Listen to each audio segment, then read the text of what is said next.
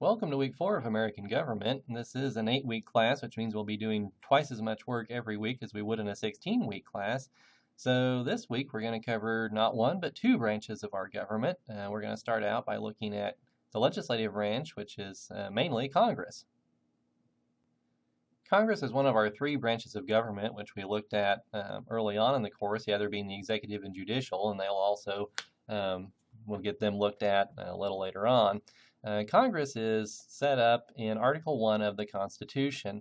The Constitution is broken up into some fairly large sections called articles, and the very first one that we look at in the Constitution deals with setting up the legislative branch, namely Congress, and how that would work.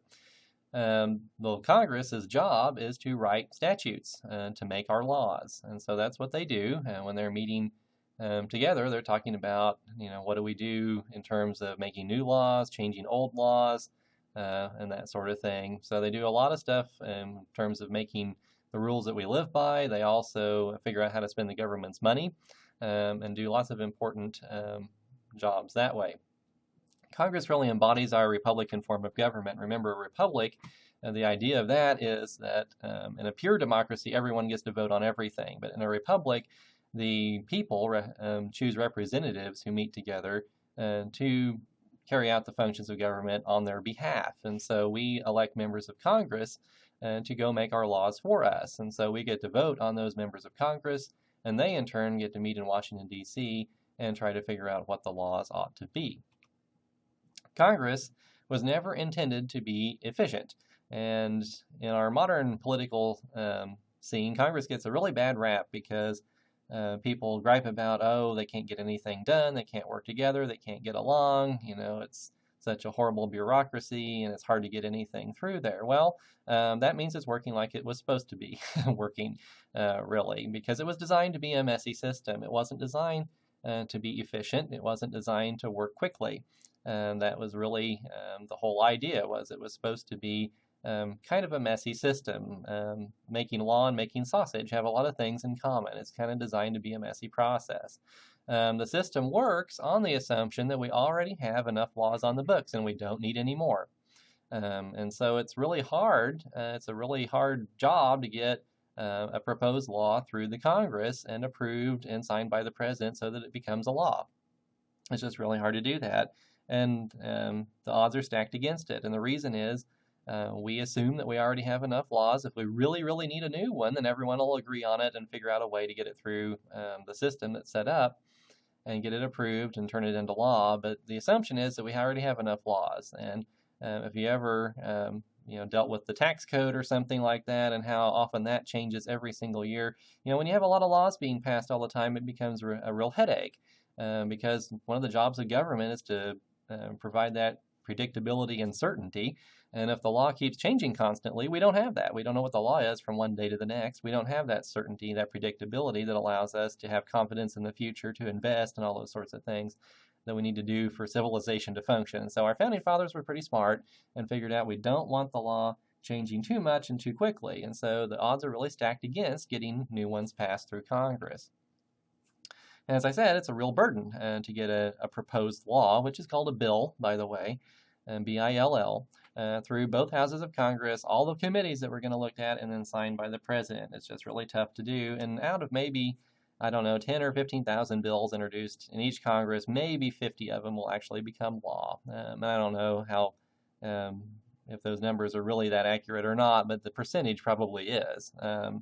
And so that changes, with every Congress. But very, very few bills actually go through all the hoops that we're going to look at and become law. And again, that built-in inefficiency helps ensure that Congress carefully considers what it's doing when it passes new laws, and that nothing is done in the heat of the moment without really thinking it through. And so before we pass a new bill through the Congress, we want everyone to have their say on it. We want to carefully think about what's happening and make sure that we really want to change the law before we do that. And so that's what this system is designed to do. It's really complex. It's really lengthy, hard to get bills through there, but there's a reason for that. So, sometimes it's easy to beat up on Congress for being inefficient, but it's just kind of working the way it was designed to work, more or less. As we said, Congress embodies those Republican principles where the voters go to the ballot box and delegate away the power to make laws to the men and women they elect to Congress. We choose our representatives and senators to go do that on our behalf. And so we do have democratic principles at work. We're just delegating some of that power away to our chosen representatives to go make the laws for us. Now, there are two basic competing philosophies about what the Congress people should do once they are actually elected. Because they are, of course, supposed to represent the people who elected them. And so one school of thought is that their votes in Congress should just basically reflect the will of the people who elected them. They should look to see what people are saying back home, and they should vote the way that the people who elected them, they should vote in accordance with those beliefs. And so they should just reflect the will of the people back home. And you can certainly see why that would be the case. We sent them there as our representatives. They're supposed to do what we would like done. And so that's one basic way of looking at it. However, a competing view is that we should basically, when we go to the ballot box, we're electing the best, brightest, smartest person, the most capable person that we can find to represent our interests in Congress. And we should rely on them to use their own best judgment, their own wisdom in making decisions. And even if their own opinion disagrees with the will of the people once in a while, that's okay. And so those are two competing views. Should they just reflect the will of the people back home, or should they use their own brain, basically, and kind of go against the will of the people once in a while if they believe that that's in the best interest of the country? And of course, if they go, if they don't do what the people back home want, and they ever want to be reelected to Congress, that could be a problem. And so they have to keep that in mind, certainly. But they also have an obligation. They take an oath that they're supposed to do what's best for the country and defend the Constitution and all those kinds of things. And sometimes doing that is unpopular. A classic example of this kind of tension is right before World War II started with the United States' entry anyway. World War II started in 1939, and America didn't enter into World War II until Pearl Harbor, which happened in 1941. And so there was a couple of years there where the democracies of Europe, France, and especially Britain, were fighting for their lives against the Nazis. And Franklin Delano Roosevelt, who was the president, was really wanting to help out the British, to fight the Nazis. But popular opinion back home was really opposed to that, didn't want to get the United States involved in some other war overseas. The World War I was still fresh in everyone's mind. And so he really had to toe a fine line there, and so he had to kind of carefully help the British out a little bit, kind of under the table almost. But he was really trying to set things up because he understood the danger that the Nazis posed, and so he was trying to do what was best for the country, yet not upset the will of the people back home. And so with Congress people and other elected officials, there's always that kind of tension.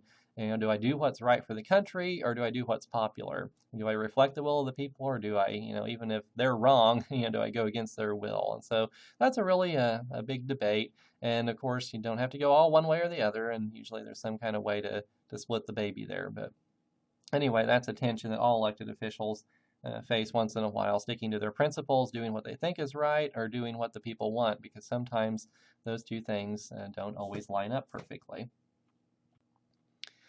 Let's talk about how Congress is actually structured. Remember the Great Compromise. Back when the Constitution was being written, there were two major schools of thought on how Congress ought to be set up. The large states wanted the whole thing to be based on population.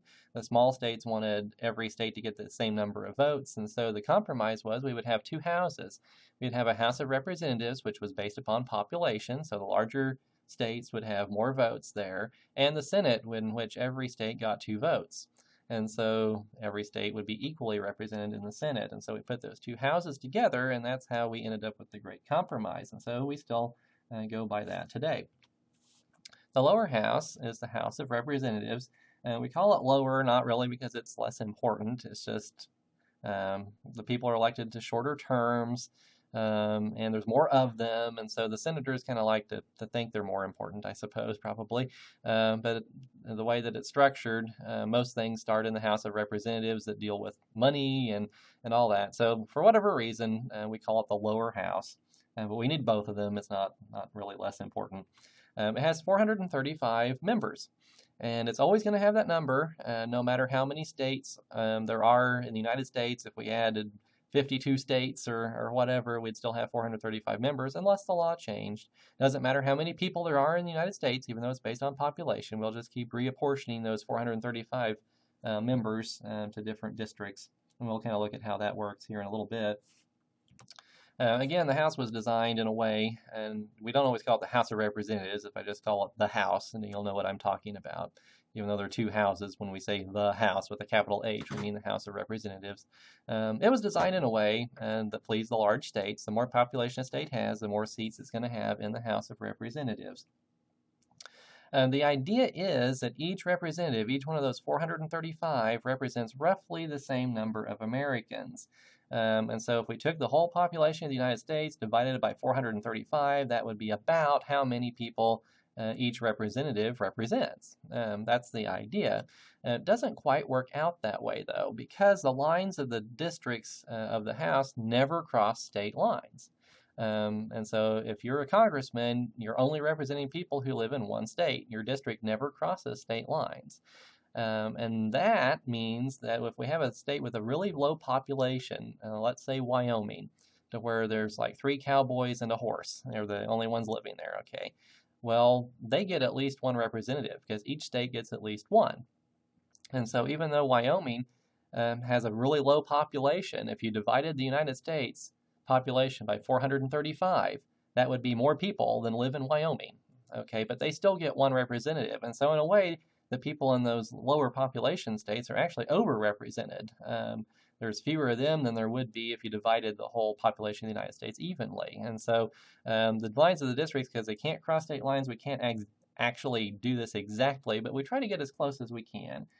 So it usually gets pretty close. So again, these small states, they get more representation maybe than they actually quote-unquote deserve because we can't cross state lines, but each state gets at least one representative. So these low population states like Wyoming and Alaska, they'll just get one representative, and they have a pretty low population. And so the representatives in a big state like California, they may actually represent more people than the representative who represents Alaska does, because that's just the way it is. We can't cross state lines with these district boundaries. The boundaries of the different House districts actually don't stay the same. We redraw them every 10 years after a census, and that makes sense if you think about it, because they're supposed to be drawn in such a way that roughly the same number of people are in each district. Well, people move around, they go from place to place, they also die, and they have babies and other things that changes the population. And so the way the population is distributed in 1960 is not going to look the same as 1990, it's not going to look the same as 2010. It changes over time. And so every 10 years, we take a snapshot of the population of the United States, and that's called the census. And there's actually a Bureau of the Census inside the Department of Commerce in the federal government that is responsible for going out and counting how many Americans there actually are and figuring out where they live. And they all ask other questions too about the jobs they do and all kinds of other fun stuff. But every 10 years they will go collect this information to figure out where people actually live. They will then kind of crunch all those numbers, and then they'll figure out which states have grown since the last census and which states have shrunk. And based upon that, the states that are growing, that have grown since the last census, they may get more seats in the House of Representatives than they had before. Because again, we're trying to equally distribute the House districts, and so that each House member represents roughly the same number of people. So if more people have moved into a state, that state may end up getting another representative in the House of Representatives. Likewise, a state that's losing population may lose a House seat. In recent years, we've had people flocking to the southern United States, like Florida, Georgia, Alabama, Texas, Arizona, those places that where it stays fairly warm in the winter, and there are lots of pretty good jobs right now. And so people have been moving down there, and their population goes up, and when they do, they'll end up with more representatives in the House of Representatives after the census. Also, we've had states like Michigan and Ohio where they've lost a lot of factory jobs, the car industry's taken a hit, and so people have left those old, what we call the Rust Belt states, and moved to states where they can find jobs. And so while those populations shrink, they'll also lose House seats potentially. And so they get redistributed every 10 years after a census. once those census numbers have been crunched and everything is figured out in terms of how many reps get awarded to each state, then the state legislatures do the actual work of drawing the district lines within their states. And so the federal government's not going to figure out what the district boundary lines actually are within a state. They'll let the state legislatures do that. And so the General Assembly in Jefferson City is what does that work for Missouri. And of course, there's also state legislatures in Topeka and Little Rock and Oklahoma City and the other state capitals. They'll all be doing the same kind of thing too. And you would think that might be pretty straightforward. We just figure out, how many people live where, and we'll draw some lines that kind of divide them up equally, and we're done. Well, it's actually, in reality, a lot messier than that because politics comes into it. And for political reasons, they will draw these different district lines differently. Sometimes we can get too carried away with that. There's a word, gerrymandering, named after Elbridge Gerry, who was a governor of the state of Massachusetts long ago, who kind of perfected this art. And that describes drawing congressional districts purely for political reasons. And we'll let states get away with that up to a point, but too much monkeying around with the lines is illegal.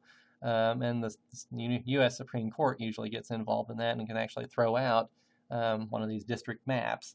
But this is how this is done, as the state legislatures will start drawing these district lines. And so, again, sometimes politics gets into play in that process quite a bit. So let's take a look at how these districts actually look on a map. So here we have a map of the different House districts across the United States. And I don't really like how they did these colors because we have all this yellow up in the Montana and Dakotas and all that. Each state, remember, gets at least one district, and that yellow just means they're all the first district. So you can't really go by that. But you look at Missouri, for example, you'll see these different patches of color, and each different patch of color is a House district. And so that dark green color in southwest Missouri is probably where most of us live, and that's the 7th district in Missouri. And so we all have the same U.S. House representative who represents us. And then a little bit further north is the 4th district, that orange color, which covers from basically Nevada and points north and east of that. And so all those folks are covered by one representative in the House. Now you'll notice that the kind of rural parts of Missouri, the southeast, and they're around Nevada, that 4th district, they're pretty big geographically speaking. But then you look like Kansas City and St. Louis, there's some tiny, tiny little districts in there. Well, that's because that's Kansas City and St. Louis. Those are highly densely populated areas. And so again, we try to draw these districts to have roughly the same number of people per each district. And so in areas where there aren't that many people, we have to have a larger geographical area to get to that same number of people. And here where we have really highly densely populated areas in greater Kansas City and greater St. Louis, we don't need as much geographic area to get the same number of people. And so not even all of Jackson County, which is where Kansas City is, I don't think is included in the same congressional district. And so you can kind of tell by how small the district is, the high population. Just for a moment, look up where Chicago is. They're on Lake Michigan in the northeast corner of Illinois, and you'll see this little patchwork of all these little bright colored dots in there, and those are congressional districts. And Chicago is very densely populated, and so they have a ton of these little tiny congressional districts, but they have roughly the same number of people as the big ones, is the thing. And so you're looking across the country. You look at western Kansas, for example. They have a huge district out there, but has roughly the same number of people as that little orange one, which is around Kansas City, Kansas. And so, again, you can see how it is. The smaller the district, the higher density the population there is in that area. And so looking at the different states, you can also see some states only have one, like Wyoming, the Montana, the Dakotas, Alaska, Hawaii. They each have one representative. But then you look at California, and it's a crazy quilt of all these different colors because so many people live in California. It has a ton of representatives. Texas looks like that too. In Florida, there's just kind of a patchwork quilt of all these different districts. And so, again, the population density affects that tremendously. And so this just gives you an idea how the different districts are set up. And again, no district crosses state lines. And so this is the way that we have it set up, and this map will change every 10 years. We'll redraw these lines. And within the state, again, it's the state legislature that draws those lines. So you look at the map of Missouri, it was the legislators in Jefferson City that figured out what these lines would look like. It looks like they roughly tried to follow county lines, but they can't always do that. But anyway, that's how it works. And so each state kind of figures that out for themselves within limits, and that's how the district boundaries are drawn. So that's what the map of the whole United States looks like when we look at House districts. Now we're going to look more closely at Missouri.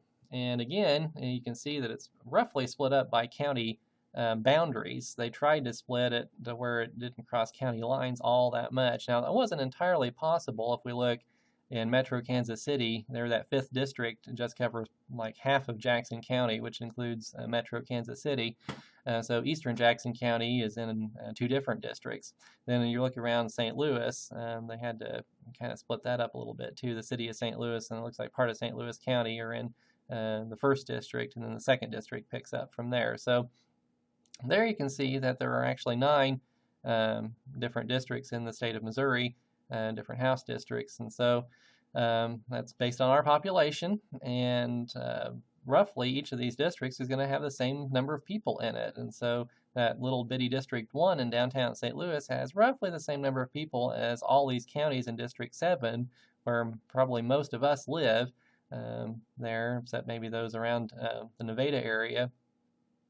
And then all the people in District 8, which includes the Boot Heel and most of southeast Missouri, same number of people roughly live there as live in that little purple patch up there in Kansas City. That's District 5. So again, you can see how they're set up. And the state legislature chose to, for the most part, respect county boundaries, but they didn't have to. They could, and that happens all the time. If you go back and look at that United States map, some of those districts are shaped really funny. And so each state kind of has its own way of doing this. I wanted to show you a quick example of gerrymandering, because we talked about it, but I think it'd make more sense to you if we actually kind of see how it might happen. And again, this doesn't necessarily reflect reality, but I just want to kind of give you an idea of, in theory, how this would work. Let's say that we have the state of Missouri, and we just took a census, and we figured out where people live.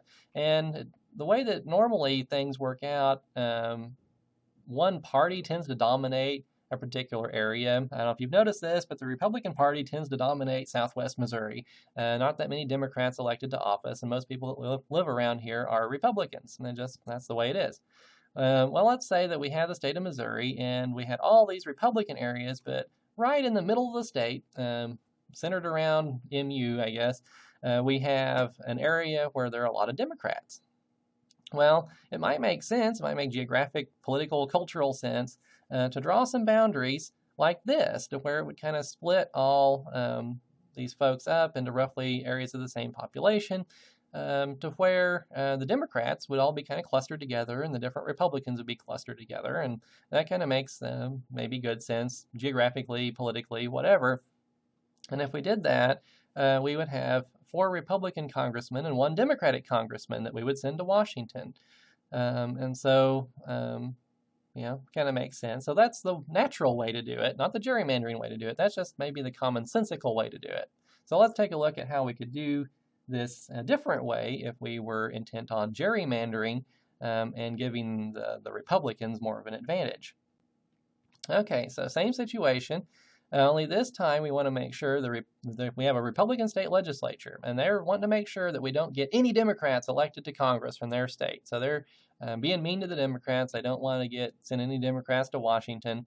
And so here's a gerrymandering way to draw the district lines. So again, we have the state of Missouri, we have all the Republicans, and we have the Democrats living in the middle. And so we saw the last time that the natural way to do it would be to kind of split the Democrats off in their own little world and then split the Republicans up into 4 different little districts. Well, instead of doing it that way, we could draw it this way. And so if we draw it this way, let's look and see what happened. Now we have these Democratic areas and Republican areas mixed together. And you might think, oh, that's fair. We don't want to, to separate these parties into different little enemy camps, we'll just kind of put them together where they have to live together. Okay, that's great. Well, but see what we've done in each one of these 5 different districts, we have more Republicans than we do Democrats. And so what's probably going to happen in the next election is that we're going to have 5 Republican congressmen elected and no Democrats at all, because if we had split it differently like we saw before, those Democrats would have at least been able to elect one of their own to go to Washington. But here we've diluted their political power by splitting them up into all these different districts where we have a majority Republican district with some Democrats in it. And so there's going to be some Democratic votes, but they're not going to have enough to elect a Democrat probably as their representative. And so this is just kind of a simplified example of how politics can come into play in a situation like this. And districts will get redrawn for all kinds of reasons that will benefit politically, but sometimes it gets pretty controversial, and Texas is kind of famous for this. Once the Republicans took over the state capitol in Austin, they started redrawing the district lines. And there had been Democratic congressmen that had been reelected, for 20 years, that suddenly their district gets split into 2, and they have to fight, and win over this whole new group of people they'd never known before, that never been, they'd never represented before, who didn't know them. And so they would lose the election and then get replaced by usually a Republican. And so, and Democrats do this too. I'm not just picking on Republicans, please don't misunderstand. It's just that this is what politicians do sometimes. They are always looking out for their own, and so they will kind of manipulate the process. And again, doing it this way isn't necessarily unconstitutional or anything, but it can go too far.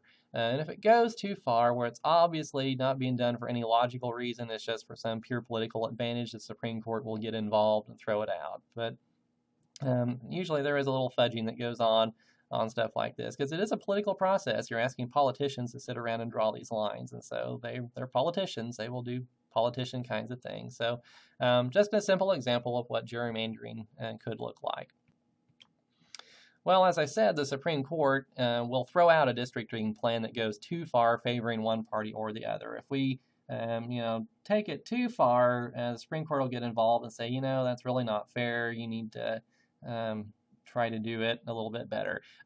They're really suspicious if you draw a district boundary that looks like a great big old snake, that kind of just, circles around and has all these different areas in it. And if it's not geographically compact, doesn't make some kind of geographical common sense, they're not going to look at it very favorably. They will assume that you had some ulterior motive that was in play when you were doing that. And so if you go too far with this, the Supreme Court will get involved and make you redraw your map. Sometimes it's not just political advantages, but there's other reasons that will come into play where they'll redraw districts a particular way.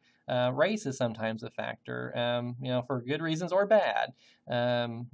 Within the last few decades, some district maps that got thrown out because they tried to favor minority groups. And so they would draw a district because they'd realize that, it kind of stinks that we don't have, for instance, any African-American Congress people. And so they would draw a district line that would try to snake around and link all these black neighborhoods together in a way that maybe didn't make much geographic sense, but probably the person that gets elected from that district is going to be a member of that minority group. And so they'll let, like I said, some of that go on, but they won't let it get too out of hand. If the district doesn't make any geographical sense, they'll say, okay, you're taking things into account you ought not to. Go back and do it to where it makes a little more sense. And so again, they'll take all kinds of things into account, and geography and culture and, all kinds of other stuff, and politics and race and you name it. It's a political process. All these things come into play. But as long as they don't get too out of control, the state legislatures get control over where the lines go. But if they get too far out of bounds, the Supreme Court will come in and make them redo it. Now we're going to look at the structure of Congress, and beginning with the House of Representatives, which we call the lower house. We don't call it low because it's unimportant. It's in fact very important, but it's usually the more senior politicians occupy the Senate. They stay there for longer terms, and there are fewer of them, and so they kind of feel like they're more important, I guess. But anyway, we do refer to the House of Representatives as the lower house, and so we'll look at how that is set up. The people in each congressional district that we just looked at will directly elect their representatives. They will actually go to the polls, and the voters in each district will elect whoever they want to be their representative to go off to Washington to represent their interests. As the Constitution was originally written, this was the only time that the people of the United States got to directly choose an official in the federal government. The way the Constitution was originally written, the state legislatures would choose the senators from that state, not the people. So the people would elect the state legislators in Jefferson City, and then they would turn around and choose the U.S. senator from Missouri. So now that's been changed, and so we get to elect more people. But the way the Constitution was originally written, the senators weren't directly elected, neither was the president. He still isn't.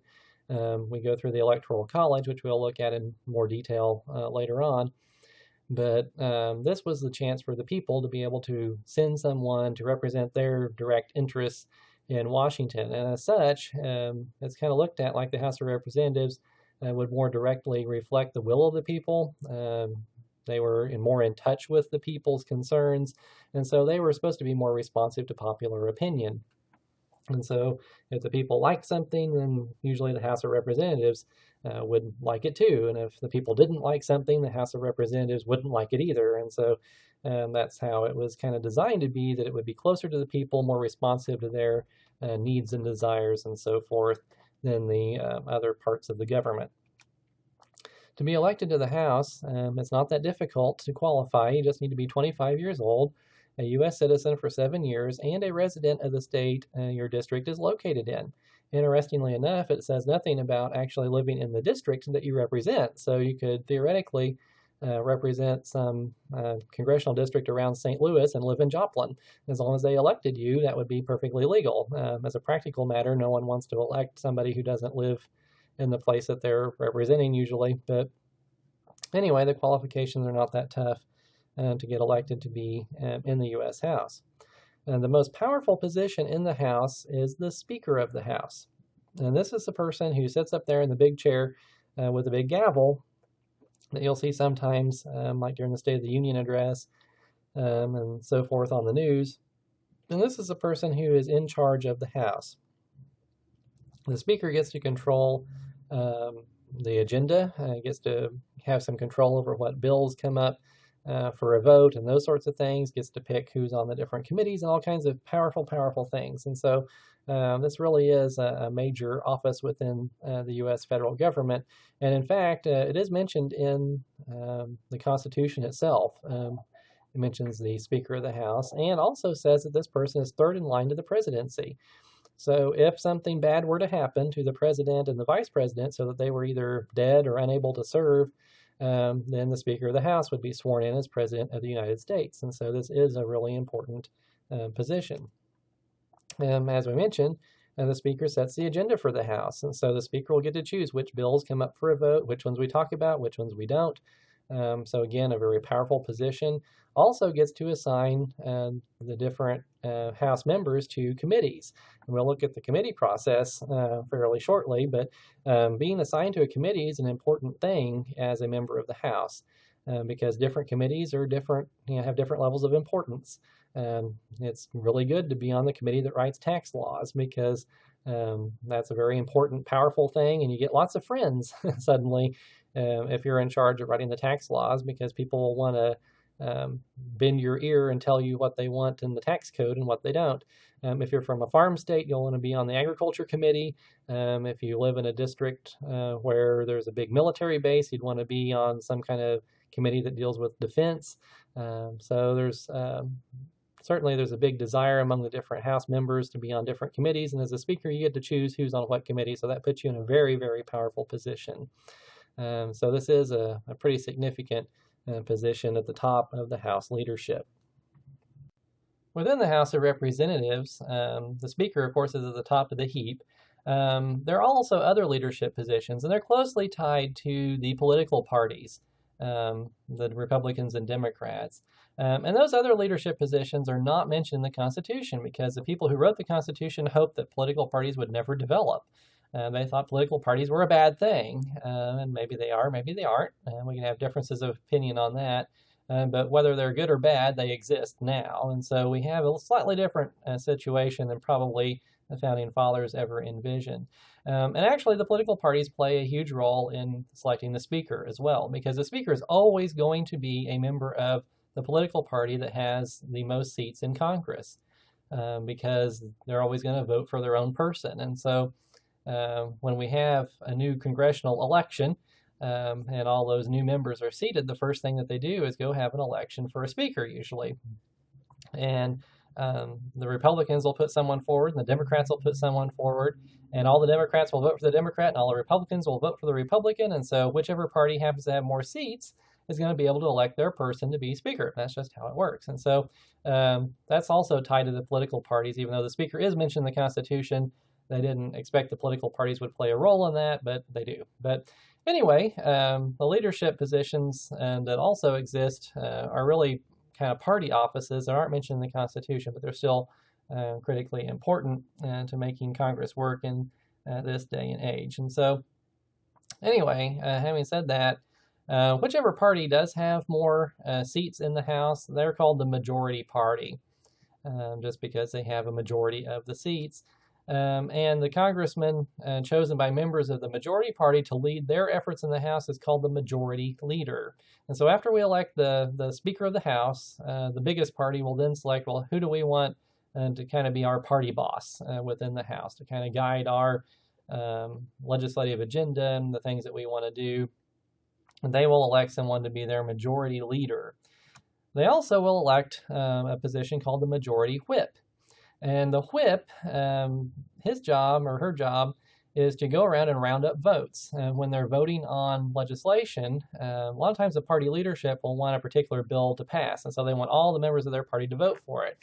Well, they don't really have a means of forcing their own members to vote for a bill, but they have means of persuasion. And so the whip will go around and whip these people into shape, and basically is where the name comes from. They will try to get their members to all vote for this particular bill.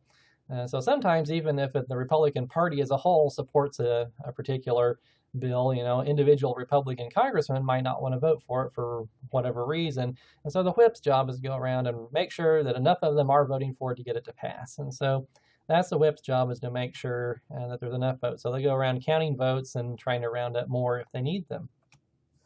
The party with the lower number of seats is called the minority party, because they're in the minority. The other party has more seats than they do, and they choose a minority leader and a minority whip too. And so that's kind of the structure of the leadership within the House of Representatives.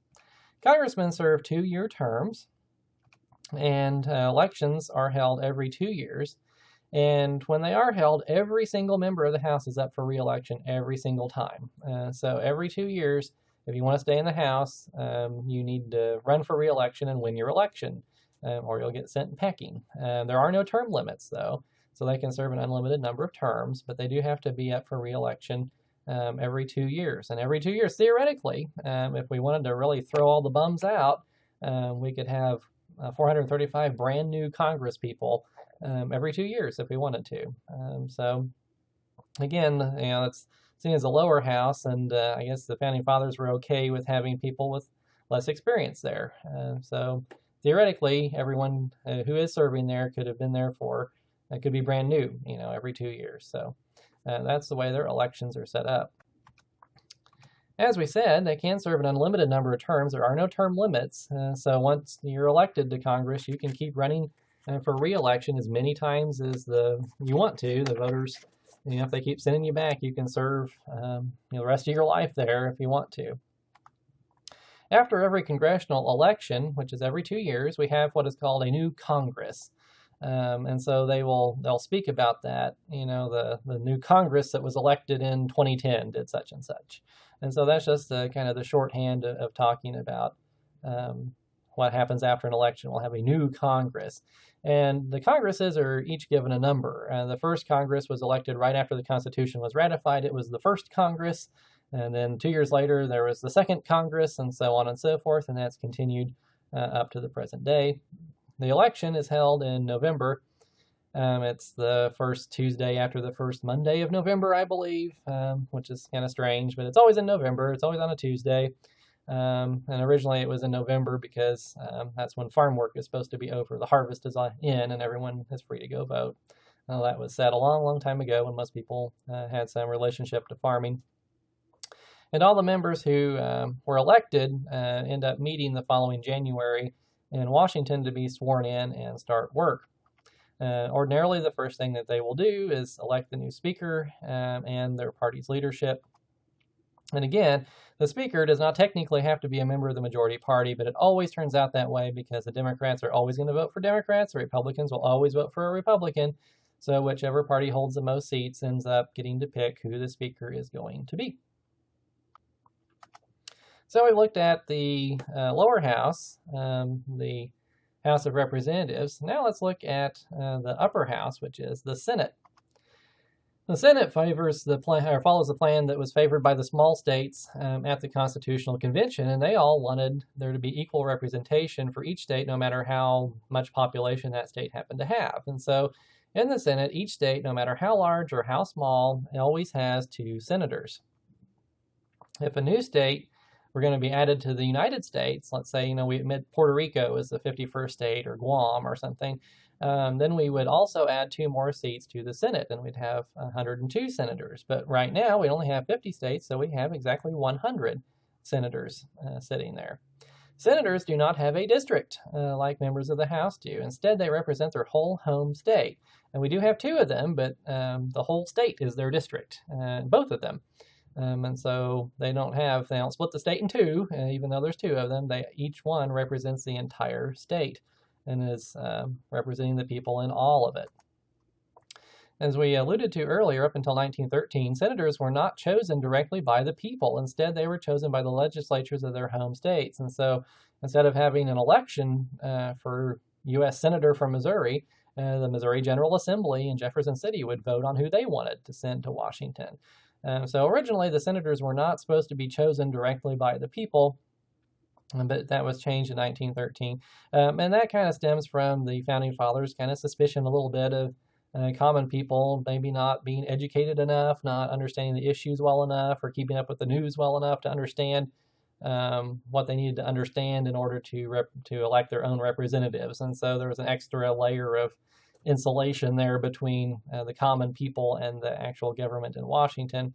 And by 1913, that was seen as kind of outdated because people did have an education now and they did pay attention to the news a little bit more. And so we let them pick their own senators. That was seen as more democratic. And so that's what we do today. The senators are directly elected by the people. Senators are elected to 6-year terms, and remember, House of Representatives members are only elected to 2-year terms, and so the senators are elected to 6-year terms, and they may be reelected an unlimited number of times. Again, there is no term limit there. Well, every 2 years, you remember we have a congressional election. Well, all of the House of Representatives members are up for reelection at that time. However, only 1/3 of the senators are up for reelection at any given election. So any particular election in November that you go and get to vote for a senator or your congressman, at that point in time, only 1/3 of the senators are up for re-election at once. And that was done very deliberately because we're okay with letting the people, elect a whole bunch of brand new people who don't know what they're doing to the House of Representatives.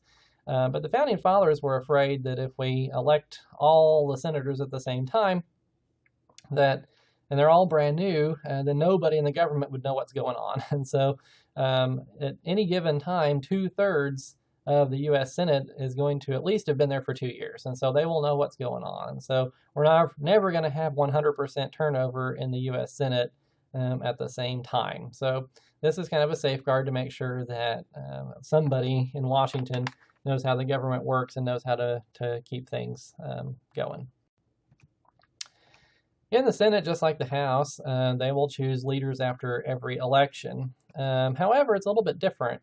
Interestingly enough, the president of the Senate, who is supposed to be in charge of running the Senate, is the vice president of the United States. And so the second in command of the executive branch is also in charge of the Senate, which is part of the legislative branch.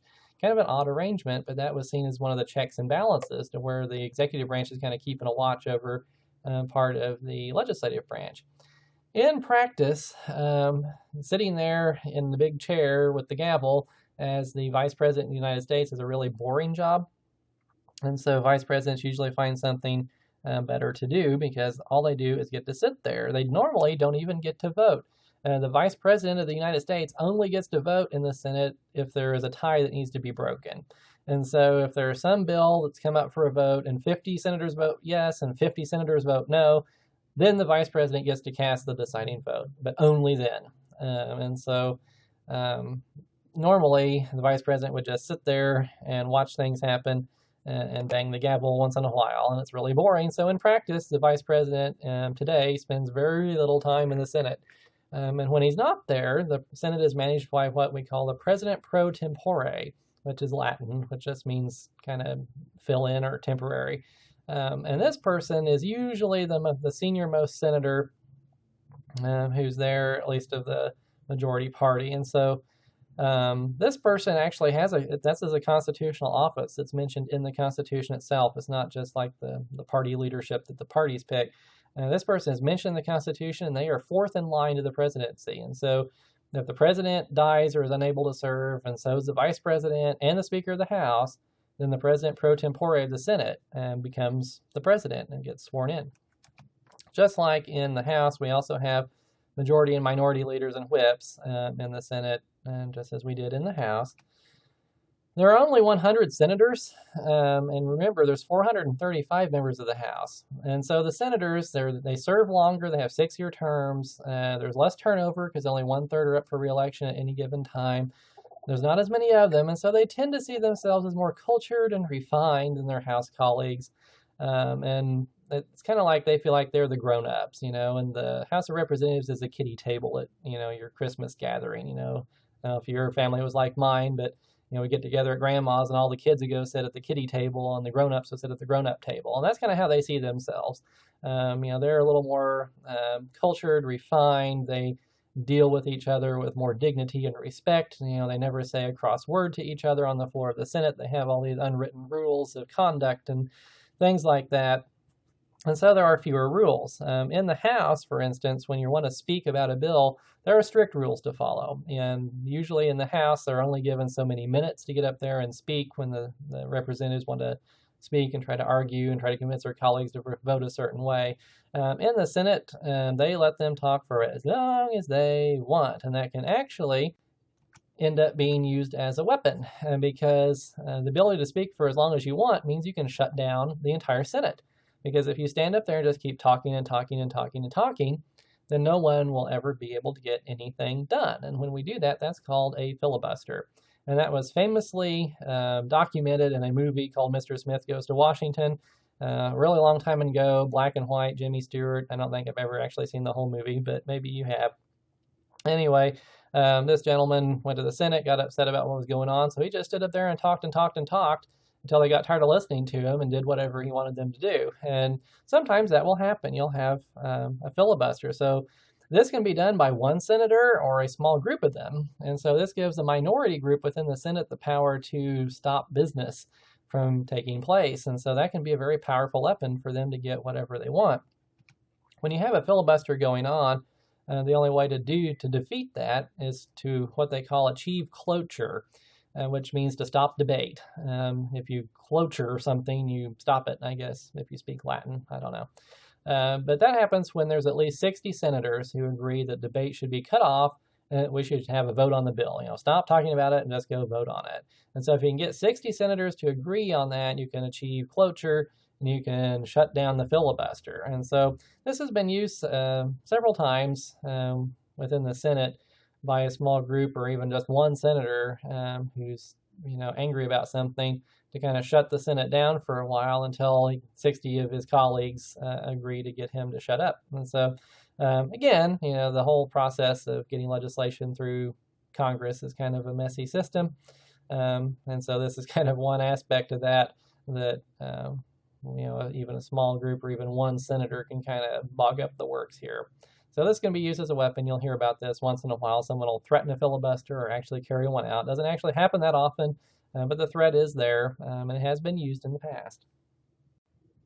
In order to get a bill through Congress, and so that it can become a law. Both the House and the Senate, in their entirety, not 100% of the members, but they have to win a floor vote in both the House and the Senate, meaning that the bill has to get a majority level of support.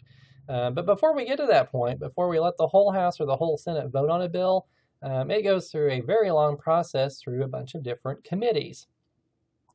So most bills, they can originate in either house. There is an exception to that if it spends money, it's supposed to originate actually in the House of Representatives, but they've found ways to get around that sometimes too. But either way, most of the bills can originate in either the Senate or the House. And it must pass through both of those houses before it can become law. And it doesn't matter which one it starts in, it has to get through both of them before it actually becomes law.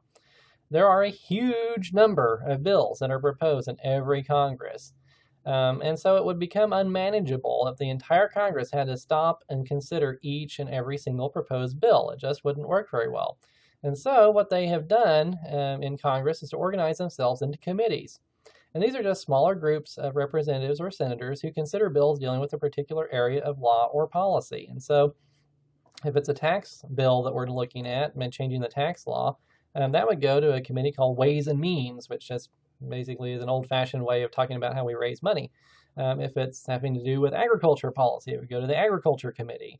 If it has to do with healthcare, there's a committee for that. And all these different committees are organized, throughout the House and the Senate, and different congressmen and different senators belong to several different committees usually. And these different committees all deal with different policy areas.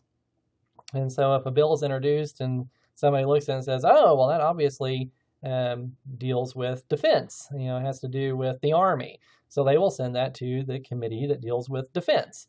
And that's who will look at it first. And so that's just a way of basically delegating work within the Congress so that every senator and every congressman doesn't have to look at every single bill.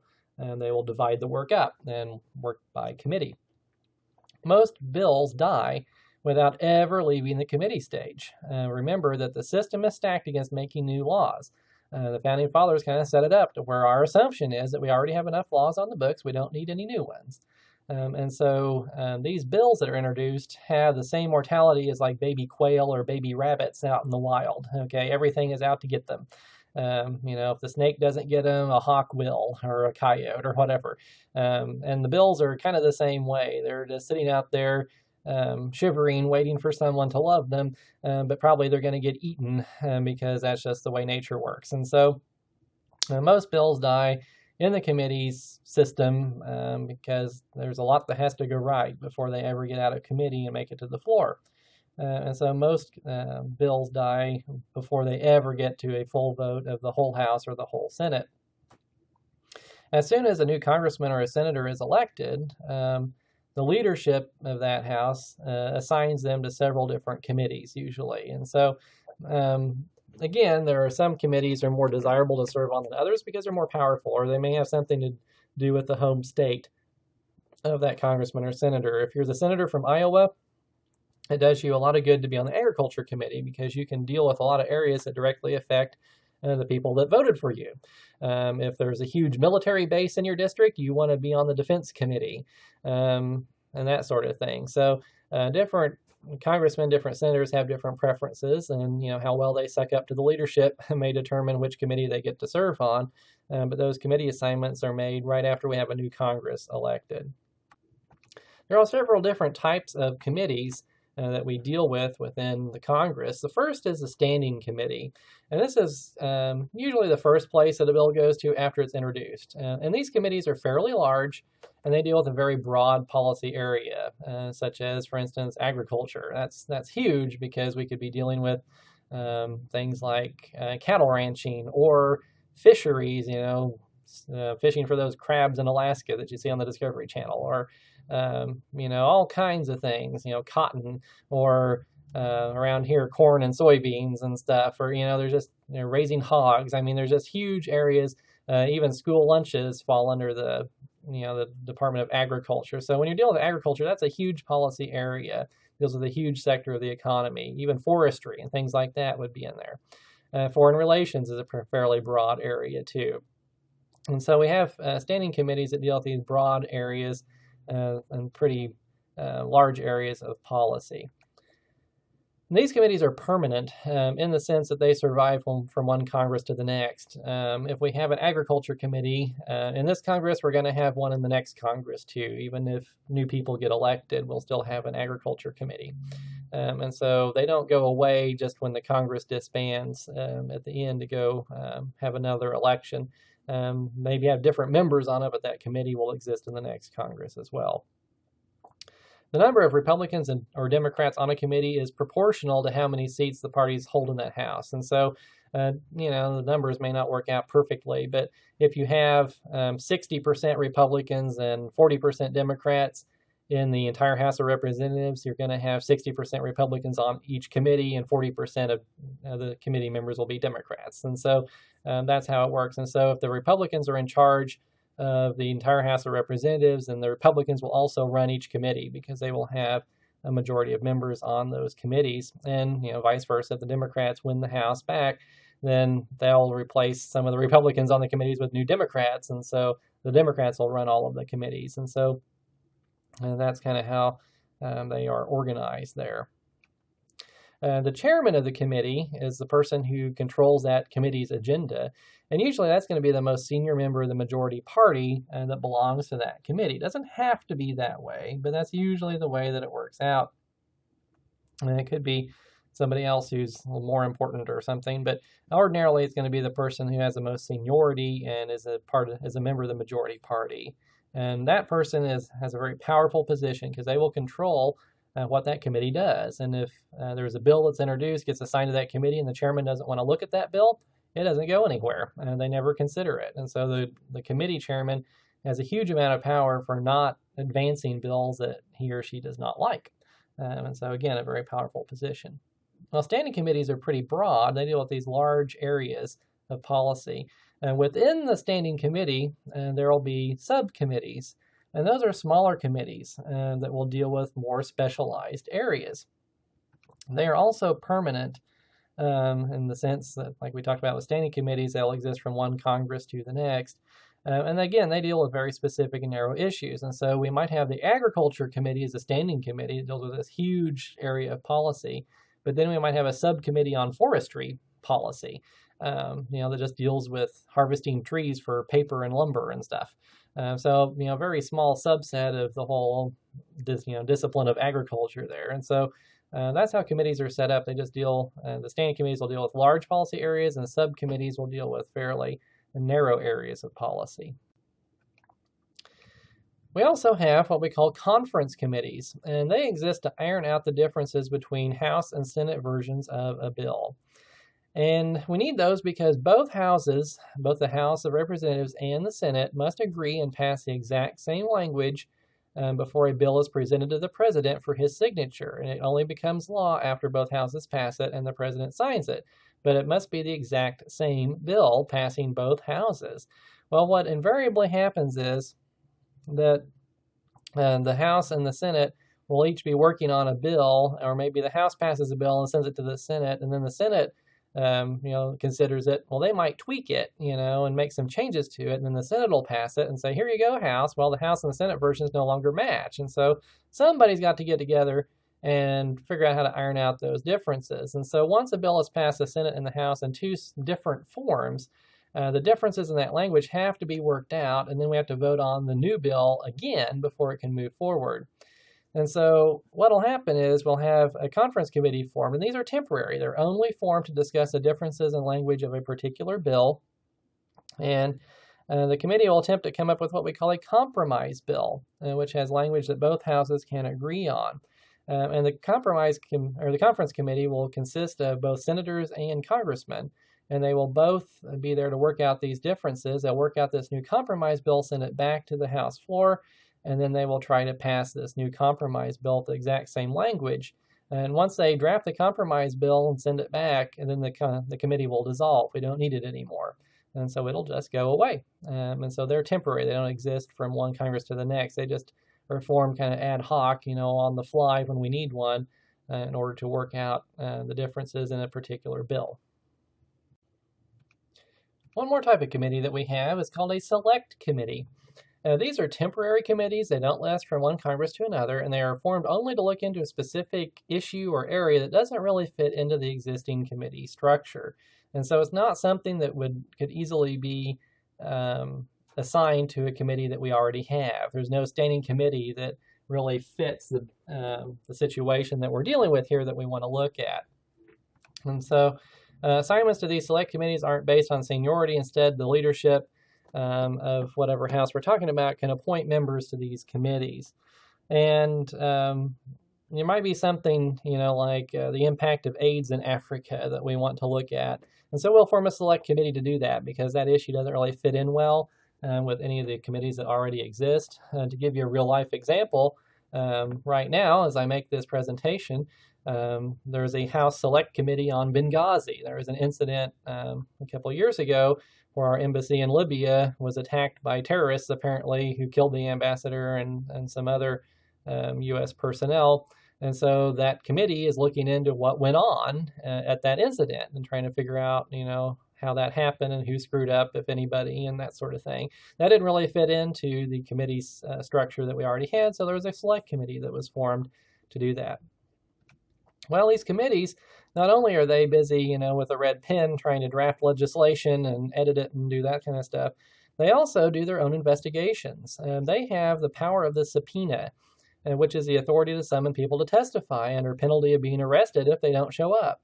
So if somebody introduces a bill trying to give subsidies to armadillo farmers, and this committee, some part of the ag committee probably gets a hold of this, and they say, oh, I wonder if that's a good idea or not. Well, they can start subpoenaing these armadillo farmers, said, come to Washington and tell us about, why you need this and what's going on.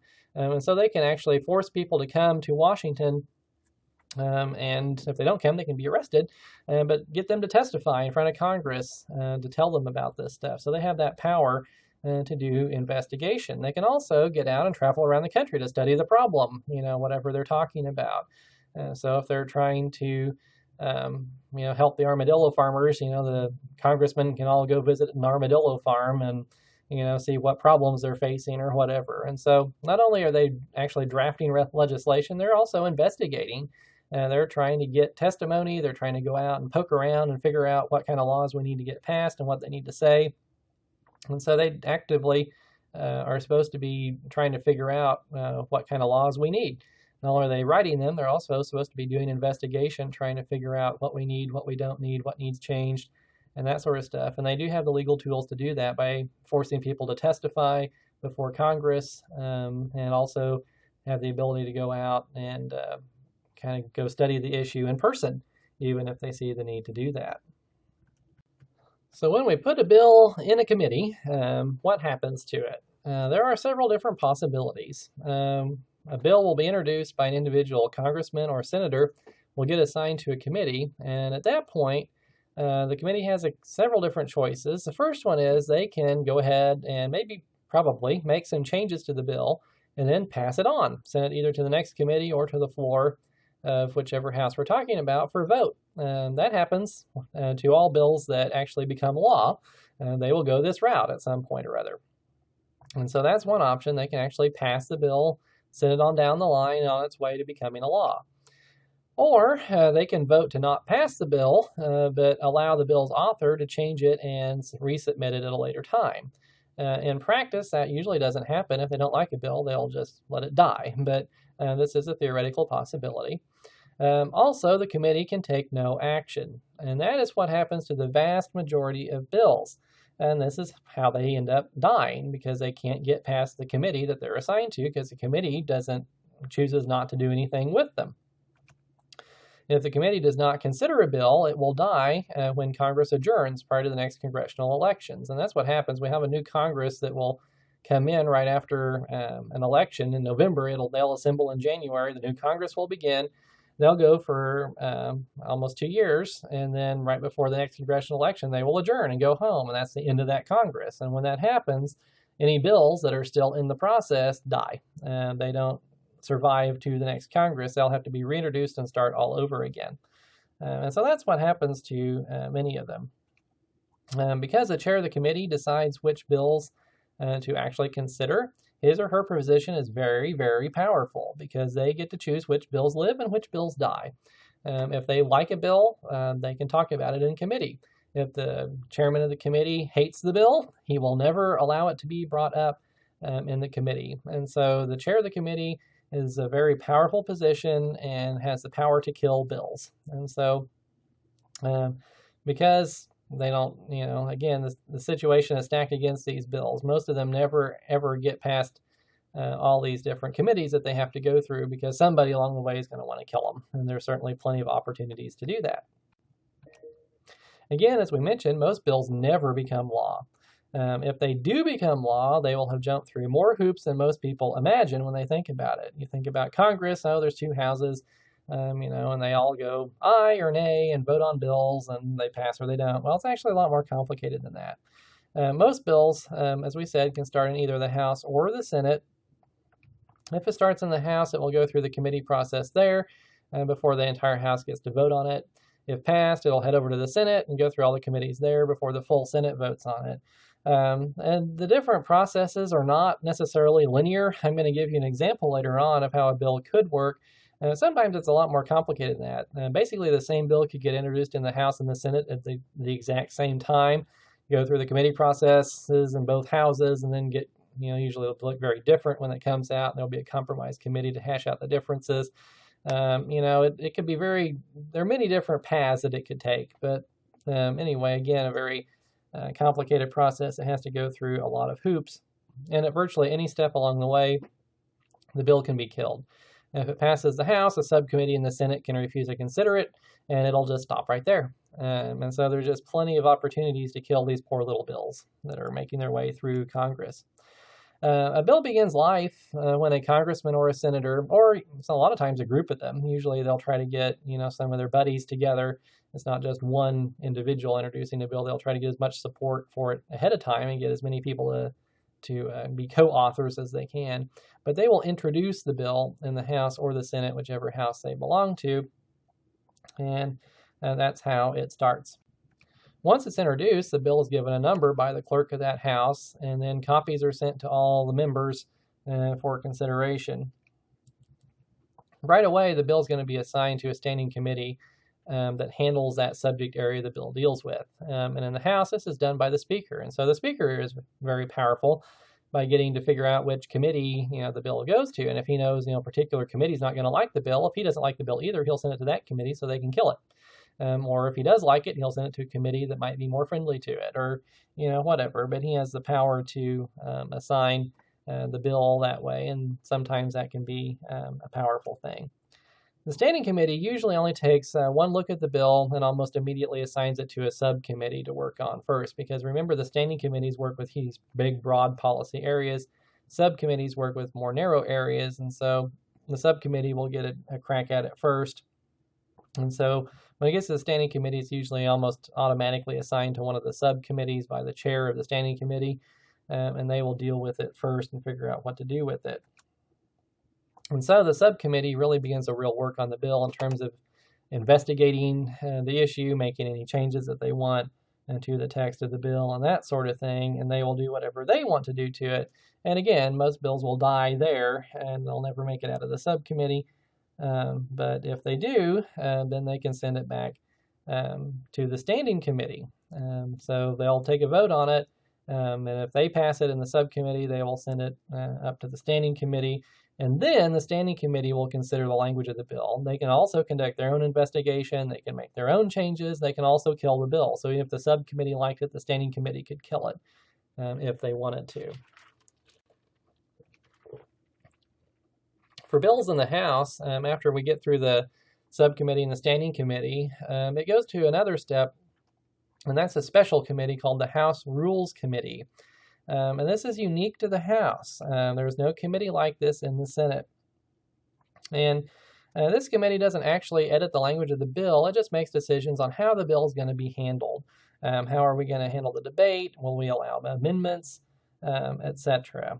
And remember, in the House, there's a whole lot more rules because the Senate is a much more kind of originally it was an old boys club, but now there's women there too. But it's a much more congenial, shall we say, gathering There's only 100 people there. They are more civilized and more refined, and so they don't need all these rules. And so the Senate, they can talk about a bill as long as they want to. They don't have all these rules. But in the House, to make things happen, we have to have more rules about how long are we going to allow the floor to debate this bill. Is everyone going to have 15 minutes to talk if they want to? What day are we going to do this on? How long's the total debate going to last? They also talk about amendments, and along the way, the committees can rewrite these bills if they want to. But the houses, when we get to the floor vote stage, individual members can also submit what they call amendments. And so they can submit proposed changes to the bill, which the whole House can vote on. Do we want to add this to the bill, or make this change that this member has suggested? And so the Rules Committee gets to decide not only how do we handle the debate, but if we allow those amendments. Do we allow individual Congress people to submit amendments to change a particular bill before it gets through the House, and so on? And so the Rules Committee gets to figure all of that out. And once they have figured all of that out, they pass the bill on for consideration by the entire House of Representatives. And so the entire House gets to vote on it. When the entire House is considering a bill, it is said that that bill is on the floor of the House, which just means it's being considered by all of the members rather than just a few of the members who happen to be on a particular committee. And so the entire House is considering it. So a bill could be on the floor of the House or on the floor of the Senate, which just means that all the members of that House are getting to consider it and getting to vote on it. When the debate is over with, however that is structured, when that process is complete, there will be what we call a floor vote. And that's where all the members of either the House of Representatives or the Senate, whichever one we're talking about, they all get to vote on the bill. And if a simple majority of the House members present vote for the bill, it has passed that House. And remember, that's just 50% plus 1. That's our simple majority. And so if we get that, if the bill gets approved by that simple majority of the members of that House, it is passed by that House. And if it's only been passed by one House, it has to go to the other one, and the story continues. So the poor little bill, he's made it a long way, but he still has some hoops to jump through. So as we said, after a bill is passed one House, it's sent to the other House for consideration. It has to go through the same process, the standing committees, the subcommittees, the floor vote in the other House. And so it has to jump through the same sorts of hoops in both Houses before it ever can become law. The process in the House and the Senate are very similar, except there is no Rules Committee in the Senate. Their senators can talk about the bill as long as they want to until there is cloture, which we talked about a little bit earlier. If a bill manages to pass both Houses, it is then given to a conference committee to work out any differences, and then that conference committee will hammer out the compromise bill. The compromise bill then must pass a floor vote in both Houses. So we have to pass the exact same language in both Houses or it doesn't count. And so, the Houses pass two different versions of the bill. That's not good enough. We have to work out those differences, come up with a compromise bill, and then vote on that again. And so usually, that if we're considering a bill in both Houses, it'll come out differently from both Houses. And so we'll have two different versions we'll have to reconcile some way or other. Once a compromise bill has passed the second floor vote, the bill is through Congress. So yay, the poor little bill's made it through all these hoops. However, it's still not a law because part of the checks and balances system that the Founding Fathers put in place requires that the president must be consulted before a bill becomes a law. So once the bill passes Congress, it ends up on the president's desk, and he or she has to figure out what to do about it then. So when the president ends up with a bill sitting on his or her desk, there are four options, basically, on what to do with this bill. First, the president can sign the bill, and if the president signs it, ta-da, it is finally a law. It has passed through all the hurdles, and the bill is no longer just a bill, it is a law. The president can do nothing with the bill. If Congress is in session, that means that the bill will become law after 10 days anyway, even if the president doesn't actually sign it. And this was written into the Constitution for situations in which, if, for instance, the president wasn't in Washington and Congress was in session and trying to get things done, this was the days before we had the internet and telephones and cars and whatever. So if the president wasn't available, had left Washington, he was probably, on a stagecoach or a sailing ship or something. And so this was a way for Congress to get stuff done without even the president being in town. And so if Congress is still in session and the president does nothing with the bill after 10 days, it becomes law even without the president's signature.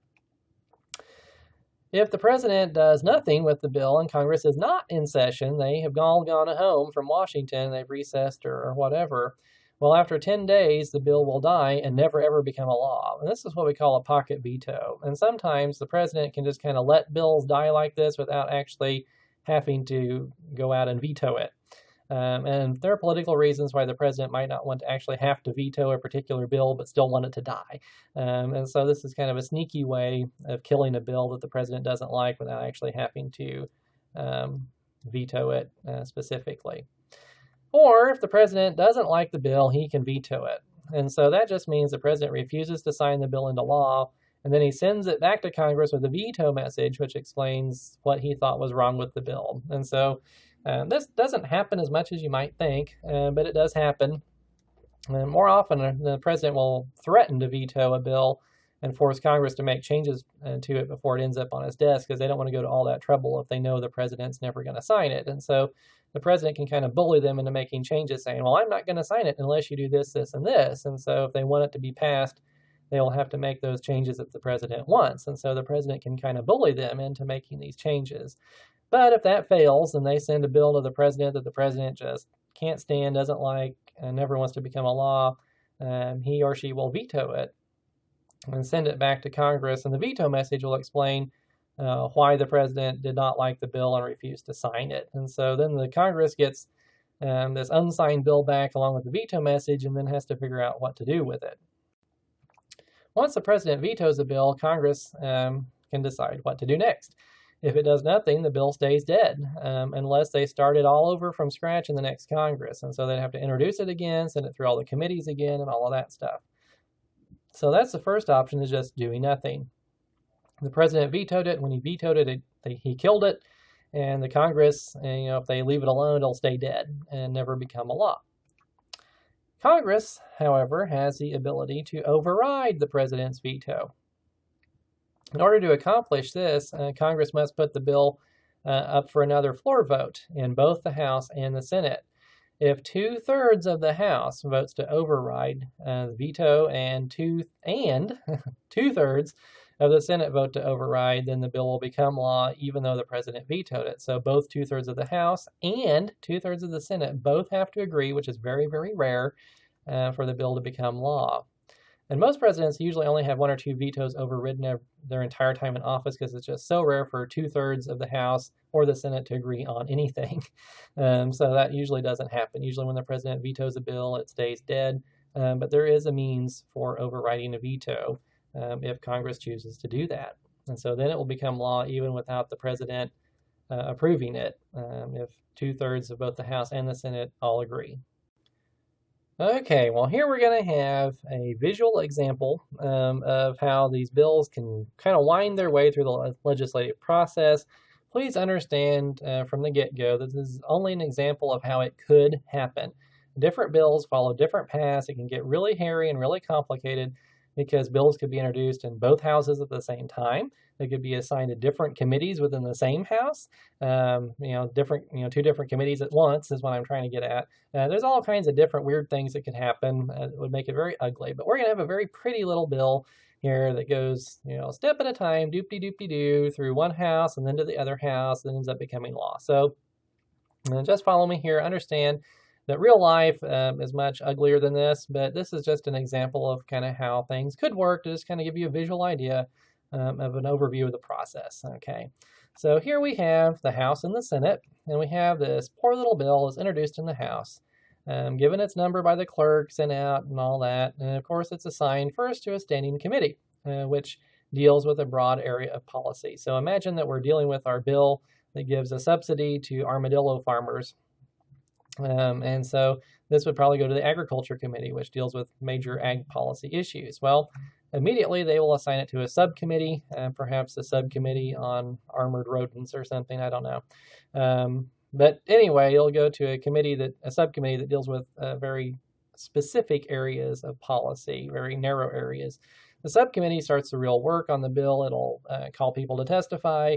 It'll go out and do investigations. It'll figure out what really needs to be done. It'll look at this bill's language and it'll rewrite it, however it wants to, and all that kind of stuff. Of course, more likely to just let the bill die. But our bill's a lucky bill. It's actually going to survive this process. And so the subcommittee likes this bill, wants it to go on. So it makes whatever changes it wants to, sends it back to the standing committee. Well, then the standing committee gets to look at the bill again, do its investigation, call witnesses, whatever, make whatever changes it wants to, and rewrite the bill again, probably.